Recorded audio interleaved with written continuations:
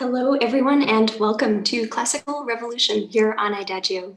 My name is Rachel Fenlon. I am your host of this show, and this is a weekly series where I'm meeting with guests every week who really inspire me, people in the industry, performers and industry professionals and leaders who are inspiring me and in their pushing of boundaries and borders in music.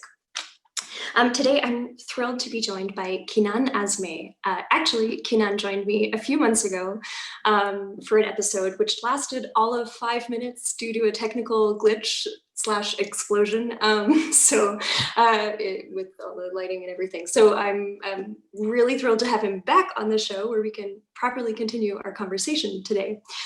For those of you who missed that introduction last time, Kinan is an amazing award-winning clarinettist and composer, bringing music to all corners of the world, from Damascus Opera House to the Berlin Philharmonic, the Elbe Philharmonie, the Royal Albert Hall, Opera Bastille. He's performed as a soloist with the New York Philharmonic, the Bavarian Radio Orchestra, the West Eastern Divan Orchestra, to name a few. As a composer commissioned by orchestras like the New York Philharmonic, the Elbe Philharmonie, the Seattle Symphony, the Silk Road Ensemble. Kinan regularly collaborates with Yo-Yo Ma and Daniel Barenboim. He's the artistic director of the Damascus Festival Chamber Players.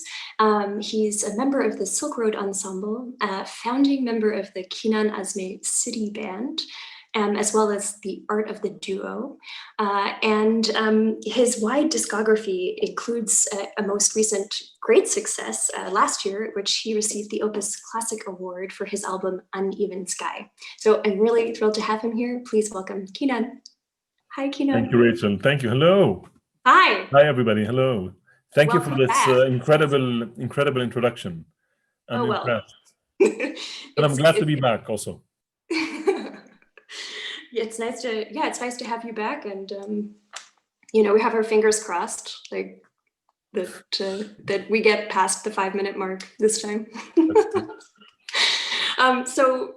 I love beginning with the question, your musical background. What was your first introduction to music, and more specifically, was there a musical moment that sort of led you on your musical path that you're on now?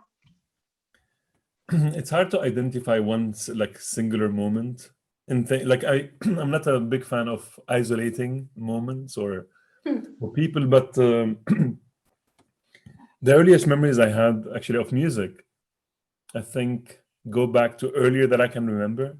I just remember starting listening to music at a very early age. My parents both are incredibly excited about culture in general and music in particular.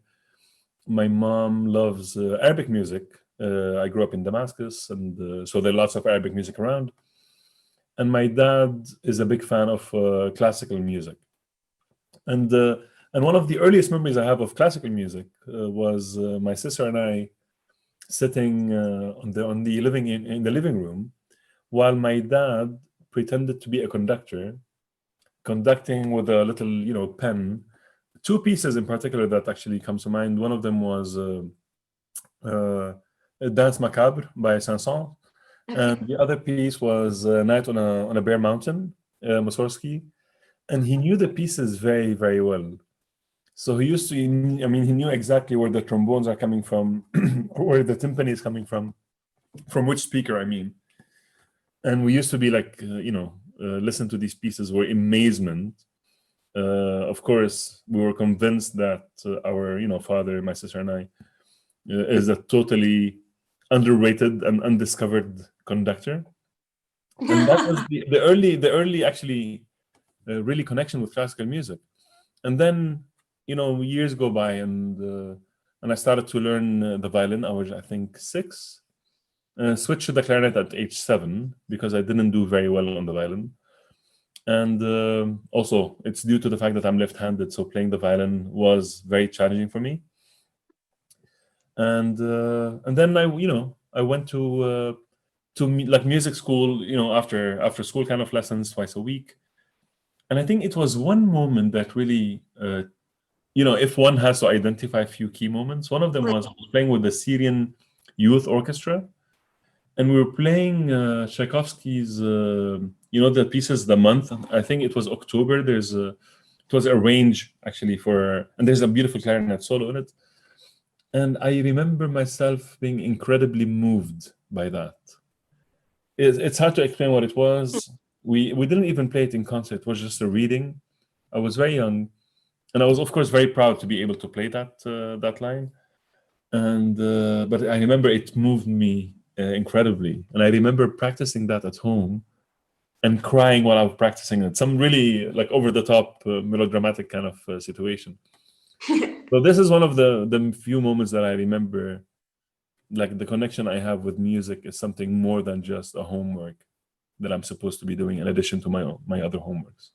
Yeah, interesting. And your path, it's you have such a unique kind of musical life in that, and that's something we talked about last time, and I'd love to talk a little bit about that. In that you went through classical training, but you have this amazing ability to sort of fuse world music into now, I mean, world music, jazz. I mean, we also had an interesting discussion last time where we began one about these labeling genres and things, which we can get into, but I'm curious sort of what that classical sort of path looked like, and was there maybe was there a time where you really thought you could bring the two together, and what were those, I guess, what were those first steps like bringing, or you know, it's hard to answer that question because I don't subscribe to the notion of putting things in categories from the get-go.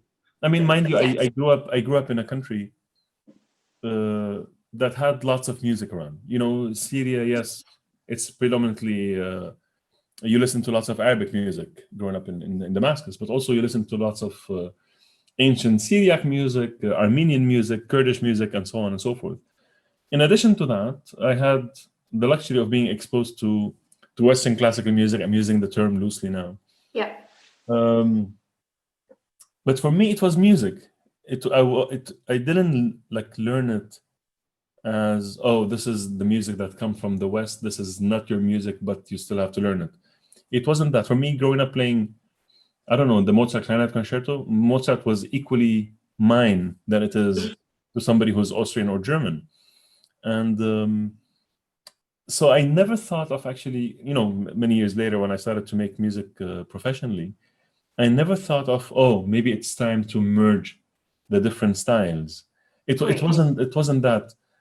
You know, I go from a principle. I play what I like, actually. You know, this is exactly what I do, and I write music that I would like to listen to. And I happen to like and enjoy a variety of things, not only in music, but also in the arts in general, also cuisine, also languages. And I do think music does form a continuum. And there's nothing that separates Western music from Eastern, Northern from Southern. I think there are just different vocabularies. Sometimes they are specific geographically, but I think it's a common, I mean, I know it's a use and abuse cliche, but it's a common human heritage for all of us to enjoy. And the only way to enjoy that is to really spend your lifetime trying to learn these vocabularies. And our lives will never be enough lengthwise for us to learn all of these vocabularies, but we try as much as we can, as long as we're driven by the pleasure that gives us. So I don't think so. So when I first started writing, it just the vocabularies that I've been listening to, I think, found their way into the music I'm composing. Right. So yeah, I mean, I don't know if that's answered the question. You know, one of the few things that really confirmed that belief, it was also early on. My parents were on a trip to Budapest, and they brought me 2 LPs. One of them was by this wonderful clarinettist, Bela Kovacs, playing Rossini and Mozart and Weber, wonderful playing. And the other LP was by this incredible gypsy clarinet style Superman. His name is Erno Kalakis. And I was amazed that they are using exactly the same instrument. Mhm. And for me, that was like a big aha moment. Like, okay, this is an instrument. You can make it say whatever you want it to say, as long Yeah, as you have the skills to do that. And I still think of the instrument as such right now. yeah. No, that really, yeah, that really makes a lot of sense, and it's really cool to hear that's what informs your decisions, and that's what informs like your musical repertoire. Do you ever? I suppose I suppose I find it astonishing in ways because the classical music world, we of course we don't want to label but it because of the market of it, we do label things, and so I wonder if was there ever a time that it was like difficult or that people didn't accept hearing some, I mean, I think hearing certain things in certain concert halls, or really it's just been quite straightforward for you, I suppose. It's another question that came up in Yeah. my, I mean, it's a great question. It's hard to answer because I mean, all what I'm saying is purely personal. And so, yeah. some listeners might not agree with it. But one of the times where I realized how hard things can be was I was in New York, I think my first year in New York. There used to be a record shop next to Lincoln Center called Tower Records. And I used to go there and I loved it. It was like an incredible amount of CDs in one place. And I remember, there was this huge section for R&B, huge section for rap, huge section for classical music, huge section for, you name it. And then there's this little tiny shelf where it said world music. And this tiny shelf, I think, contains, if you think about it geographically, at least 80% of the world's population, like, Yeah. basically every other country. Yep. And I thought, like, wow, I noticed this and like, okay, this is going to be hard. If you want to do whatever you want to do, if it doesn't belong to the big categories, you're stuck in this little drawer. And translating that into the difficulties in the industry, it has always been well, not hard, but it's been an extra challenge because you feel that you are in a constant attempts of convincing people that what you're doing has value. What I mean by this, if you're, I mean, I don't think lots of the classical programmers and orchestras I don't think they're adventurous enough, and I don't think they take risks at all. Even though there's so much exciting music that has been written today that fits the form and fits the holes where Yes. orchestras play. Fits the hall is a great point. Yes. And but they just like choose not to do that, and the always what they try to explain is like, yeah, because our audience is not ready.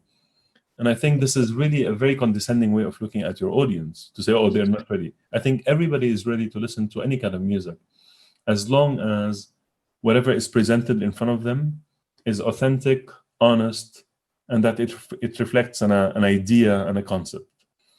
And the audiences around the world, whether in any city in the world, regardless of the education or the background, they can immediately identify something that is something that where actually there was hard work behind it, and something that is cheap and superficial. Yeah. And so this argument doesn't fly far, I think, when it comes to presenters. And now I find myself, when I'm playing in classical settings, I'm the jazz guy or the world music guy. When I'm in the jazz situations, I'm the guy who's coming from the classical world. And in the meantime, I try in the programming of both extremes, I try to play what I like all the time. Yeah. And I always like to invite the audiences to come on an adventure, like come and listen to what I'm trying to say. And I hope that you'll find the idea behind what I'm doing, good enough. Yeah. That's where I stand right now.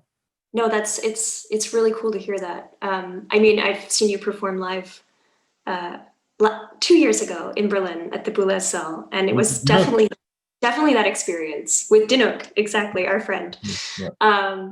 And yeah, and you really, yeah, this was an amazing concert. So Thank you. Yeah, but it was really this experience because it's a classical, I hate the label too, sort of venue, and yet we just went on a journey, and it's two really great musicians making music, basically. The Boulez style actually has been kind of adventurous actually in terms of the programming.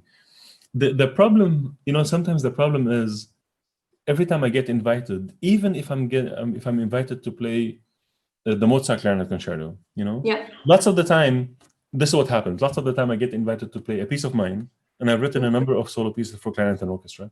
Yeah. And they always like to have a piece from the repertoire, and I do like the repertoire, and that's what I've been trained to do also. And so I always try to combine them. The problem is these big orchestras, for some reason, think that they have to sell it under like special programs.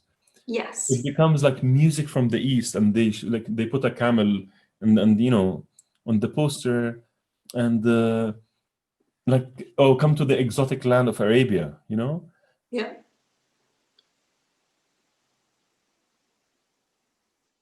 Oh, you're a bit frozen there.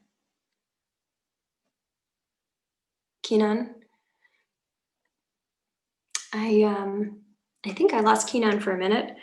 But I'll just see if he's gonna come back. No.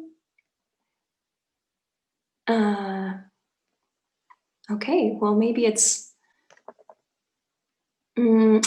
just us. In that case, sorry everyone. It might be his Wi-Fi, because Kinan just got to Berlin this week and he's in a hotel and could be hotel Wi-Fi. So I'll just wait a couple more minutes and see if Johan is, our tech guy, is there.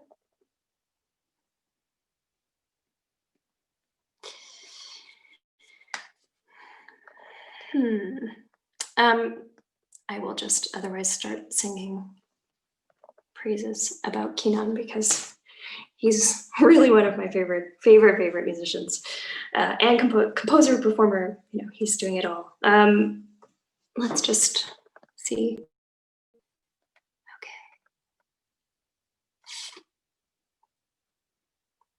Okay. I am going to check in with the tech staff, and I will be right back.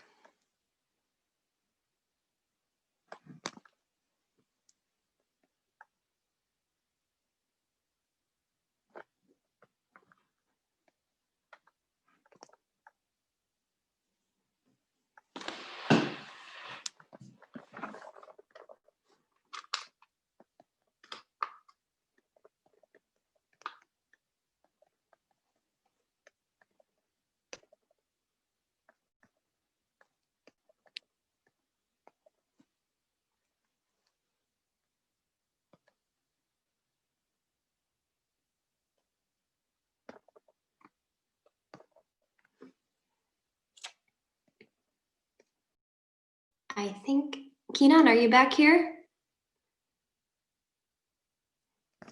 Unbelievable. Oh, unbelievable. yeah. 5 minutes. Oh my gosh, my goodness. Okay, so I don't know what happened. We're just talking about subjects we're getting censored. Wow. Wow. Yeah. Okay, well, you made it back. That's better than me last time. So. That's very true. That's very true. That's cool. So, but I don't know actually where you lost me, or where I lost you. Well, I lost you in the middle of talking about us. It's sort of this objectification, or kind of this, of having to program certain music under umbrellas in these concerts. I'm just saying, they program me playing pieces, some of them from the repertoire, some of them my own pieces, and it has to be sold as like the exotic concert from the East, Yeah, and I always fight against that. I say, like, no, I would like this to be actually part of your main programming for the regular concert goers to come and listen to new music, as well as pieces played, pieces from the repertoire. Yeah. And I think now I'm getting more successful at it. I have better convincing skills than before, I think. That's important. Yeah, and I think it's such a good point too, though. I understand the need for it in a way in the recording industry, just purely organizationally, but it's not necessarily necessary in a concert hall. And it's about giving audience more trust, I think. Yeah, I mean, the thing is, it's still, for me, it's a question. Do people go to the concert for the music that is played, or for the person who's playing the music? Right. Or sometimes to see the whole, or sometimes actually a combination of all. And I think a combination of all is I think is the best answer. Yeah. And when that happens, I don't think you can secure these three factors all the time. I encourage audience members to take risk at least in 2 out of the 3. And if they can actually take risk in the 3 aspects, it's even better. I encourage people to go to a hall they've never been, to listen to an artist they've never heard of, who's playing pieces that they actually also never heard of. Yeah. Because you're up to it can change your life, actually. I mean, it changed my life listening to music that I never expected it will hit me that much. Yep, exactly. So it's also asking, I love that, it's asking our audience to take risks as well and giving them some, I think that's really important. Because, I mean, when you go on stage, and you know this more than anybody, you are taking a calculated risk. Yeah. Basically, it's very humbling to be in front of people. Playing live for a live audience is amazing, and you're basically sharing with a number of strangers your deepest secrets in a way or another. So it will be nice when actually everybody is jumping on this unknown together. Not only somebody's delivering a product and somebody is only purely consuming that product. That's a problem that I have with the industry at large. Actually, even the use of the word industry, because it's not an industry. We're not producing objects, or we are actually kind of producing an experience during a limited time frame, and you have to sit through it to enjoy it, and you have to enjoy it. You have to have like an incredibly open mind to let loose and really go with where the artist wants you to go. Yeah, exactly. Yeah, I mean, that could be, a whole other discussion in a way, because it's such a complex one, but, also that idea of the industry culture, and then also the idea of commercialization of music it's so problematic. I mean, I'm sure if we start talking about this, the internet connection will crash. For sure. Will be and my light bulb will explode again. Exactly.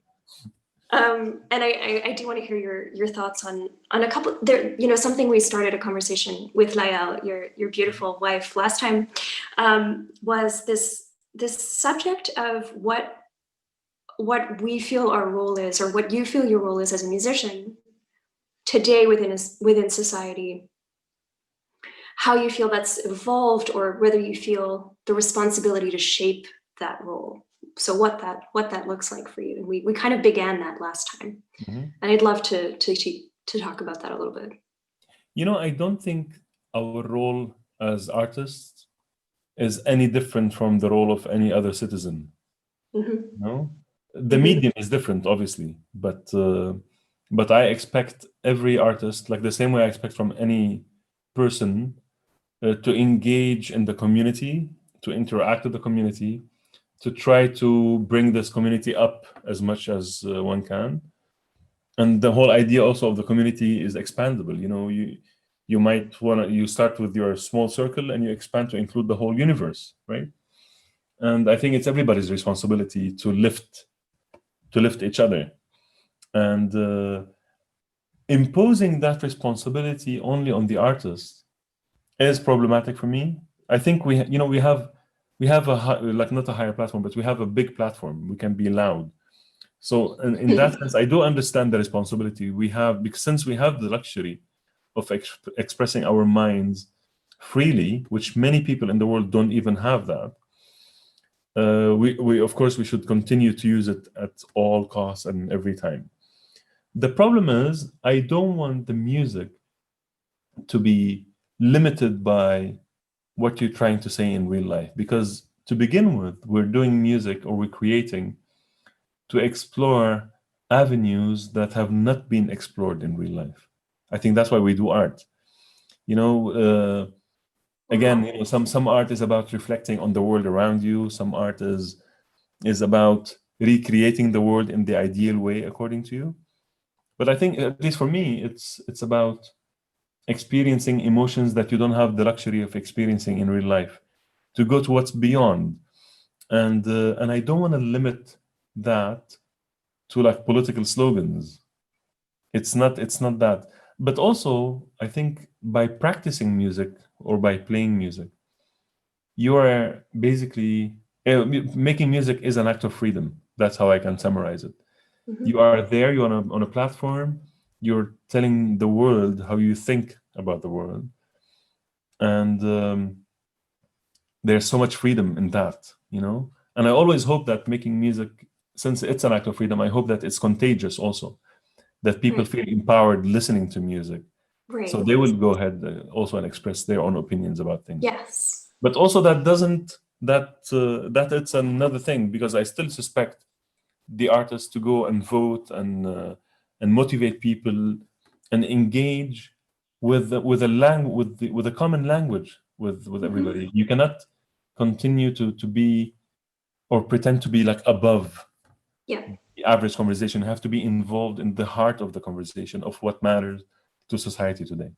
Yeah. Sorry, that was a very long thought and a bit. No, I think this is it's an amazing thought. It's an amazing thought. I didn't hear that articulated like that yet or before. So I think that's it's just absolutely right. Actually, it's so right that it's funny that you don't hear it more often, that we're just citizens, and that also then it maybe also dictates, or not dictates, but then our approach to music is also a little bit less, it's less filtered.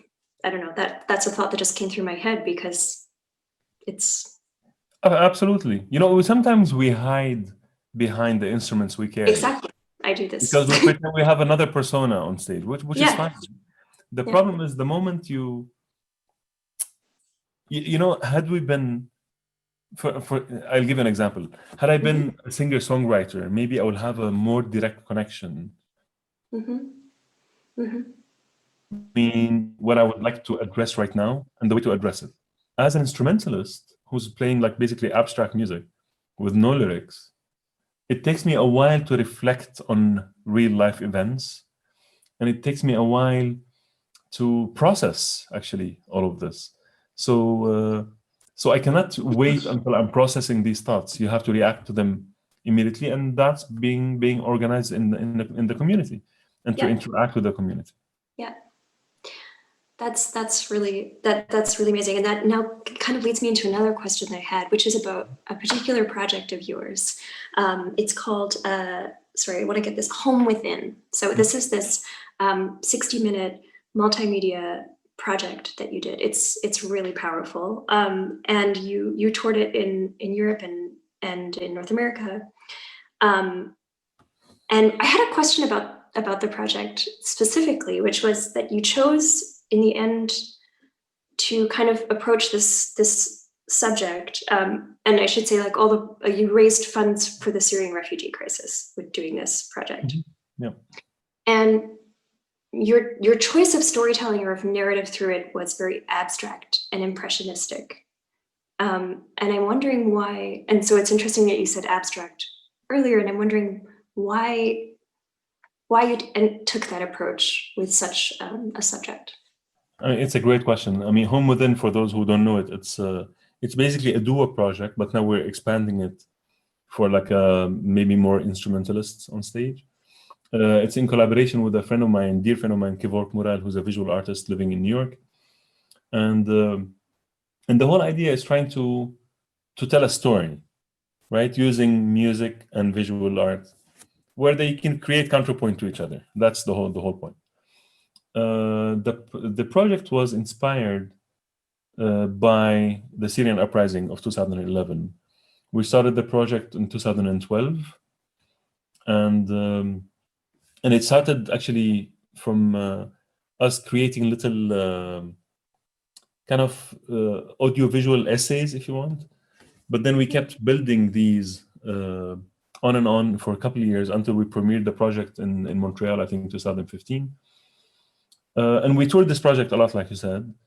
Some tours were for fundraising tours, actually, for the Syrian, well, not only the Syrian refugees, actually.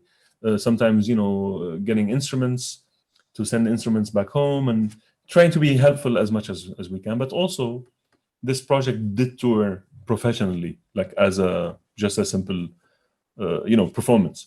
Yeah.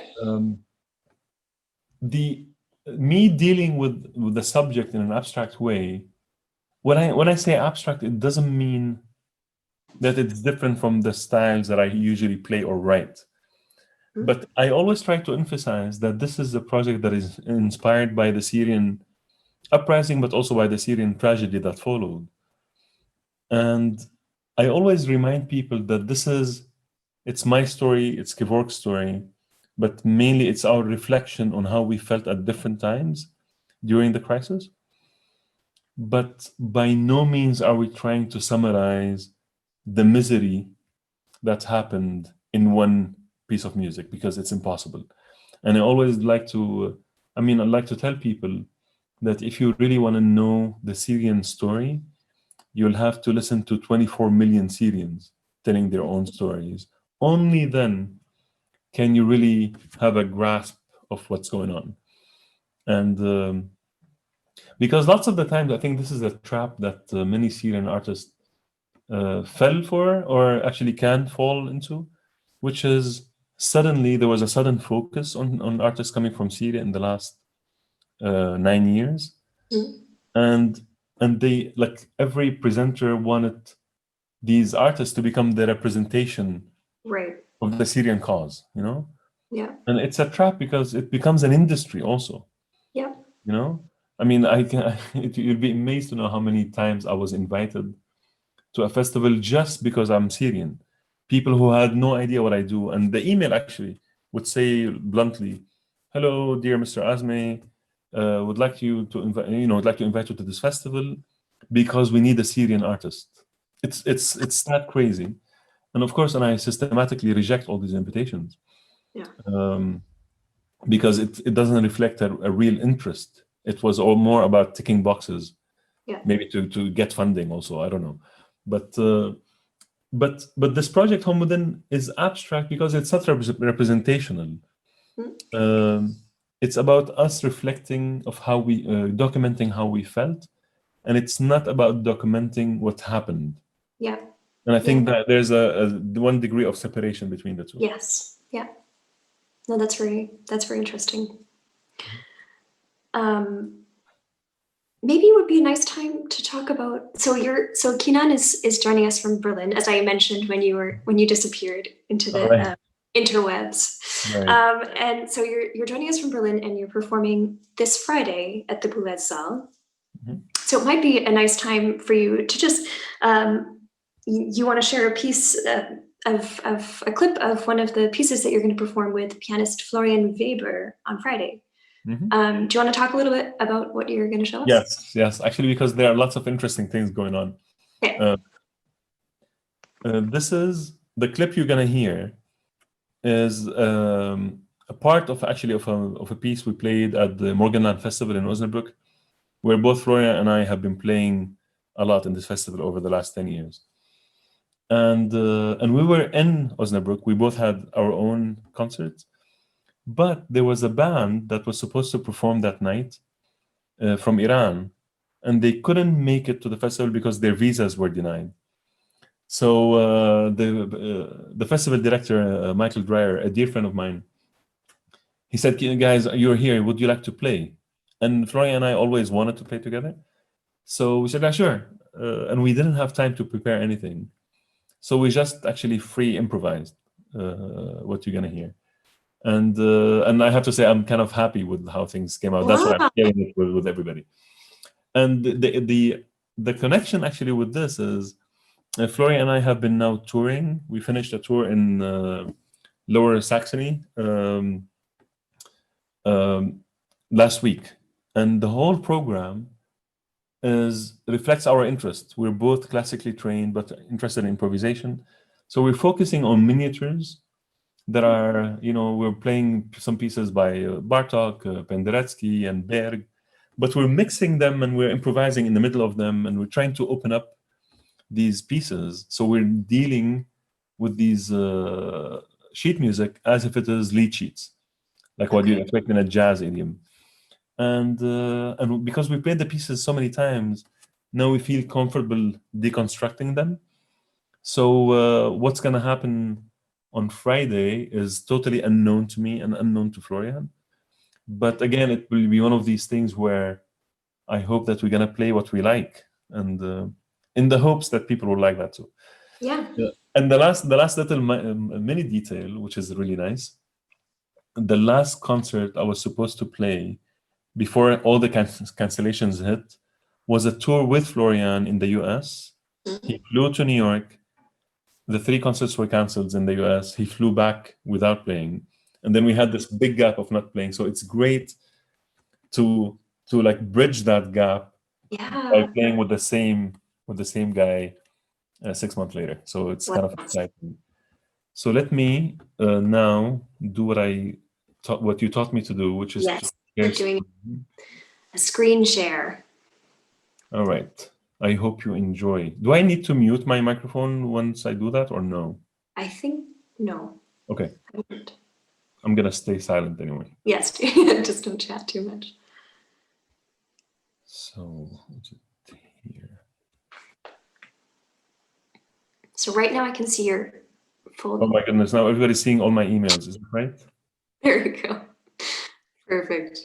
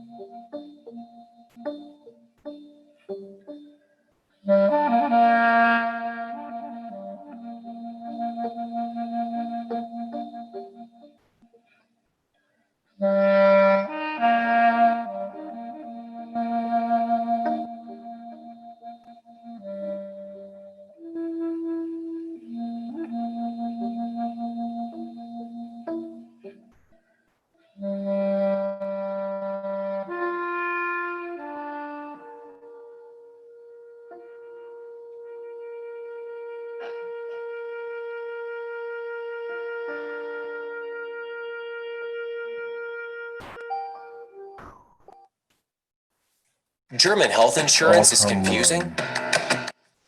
Get service as it should be in 2020.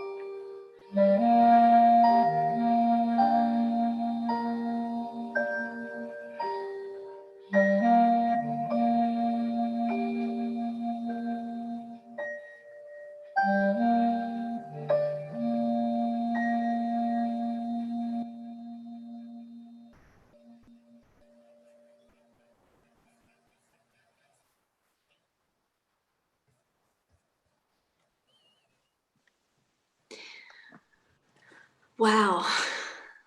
Thank you so much for sharing that. Okay. Oh, are you muted? Yes. Am I muted now? No. Oh no, you're okay. Yeah. So that was Kinan Azmeh and Florian Weber performing an improvisation at the Morgenland Festival. And the two of them will be in Berlin this week at the Saal on Friday night.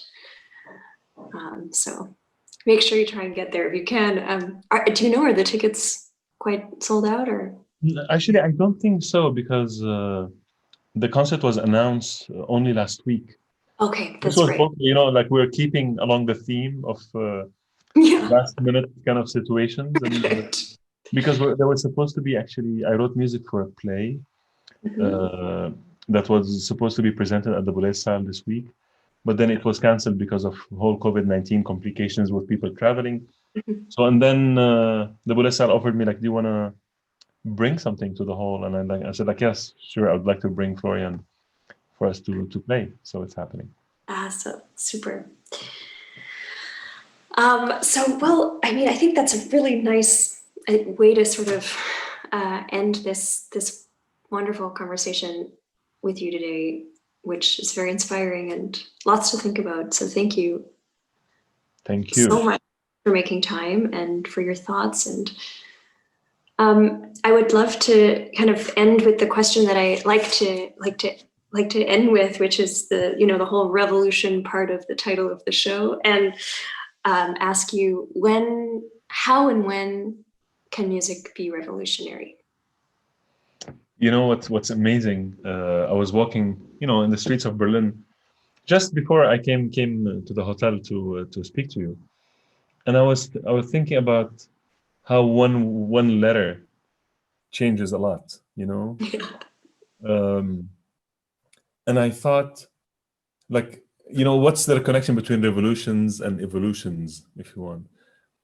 And evolution needs a number of revolutions. A revolution doesn't lead to evolution, but a number of revolutions will certainly lead to, like, an evolution. And I think when it comes to the whole classical world, I think it's evolving whether we like it or not. And it's led by many revolutions where people stand up to what they like and what they believe in. And I do think one of these micro revolutions is people trying to open up concert halls to include music from the whole world, and where this music can be presented with the same respect that other musics are presented. And I think we're witnessing that anyway.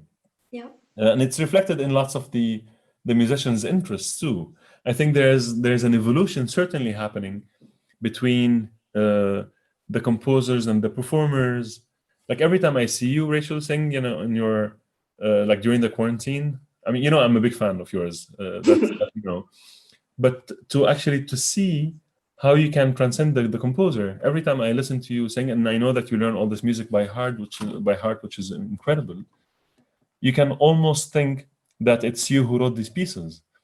And it is actually part of our evolution as musicians who love the repertoire and who are constantly trying to expand that repertoire. I love that. Wow, thank you. So thank you so much, Kinan, for... Thank you very much for having me. Really, it's great talking to you always. And I love the fact that we have many glitches every time. And this German commercial, I have no idea where it came from. I did not program that in. Just a disclaimer. It was perfect. I mean, it was great. We needed it. It was going too well. Great. Thank you so much, Kinan. And Thank you. Thank you everyone for tuning in, and make sure that you check out, I linked again Kinan and Naya's playlist from last time. So that has some beautiful music in it, and I'll see you all next week. And Kinan, I'll hopefully see you on Friday at your concert. Sounds great.